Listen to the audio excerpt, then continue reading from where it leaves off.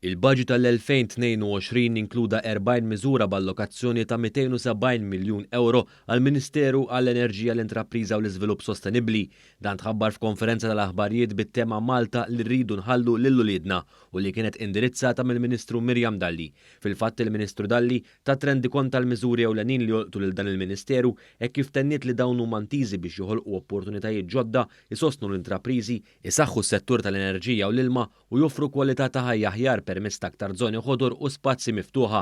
Il-Ministru Dalli fost oħrajn semmit miżuri li jgħinu lill-intrapriżi fosthom il-fond tal-krediti tal-karbonju, il-benefiċċji tat-taxxa għal profitti li jerġgħu jiġu investiti mill-ġdid u tnedija ta' seed fund għall-eco startups.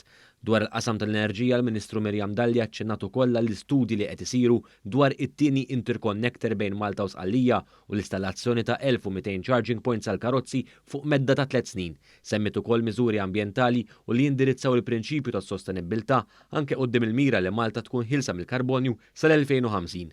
Hawn semmit fost oħrajn l-investiment 20 miljun euro fuq medda ta' 5 snin għal proġett ta' forestazzjoni fil-Park Nazzjonali tal-Inwadar u investiment separat ieħor ta' 5 miljun euro f'parks tal-familji u fir-riġenerazzjoni ta' ġonna u spazji miftuħa fost oħrajn. Mistoqsija anke minn One News dwar il-kritika tal-Oppożizzjoni fejn qed jingħad li Gvern Laburista jaħli l-flus, il-Ministru Mirjam Dalli qalet hekk. Kontrarjament għal Gvern Nazzjonalista, l-investiment li nagħmlu fin-nies la ngħidulu ħela, la ngħidulu tperbiq ta' flus, la ngħidulu flus fl-arja u laqqas ngħidulu ramel, għaliex dik kienet l-aħħar buzzword ukoll. Dan huwa investiment fin-nies. Jiena l-bira stess kont mal-kellim tal-Oppożizzjoni Mario De Marco li qed jgħid fejn marru 700 miljun euro żmerġ li mar il-Gvern. U r-risposta hija ċara. Dawk huma flus li investejna fin-nies biex inkunu nistgħu inħarsu s-saħħa tan-nies u biex anki ipproteġejna l-impjiegi tan-nies.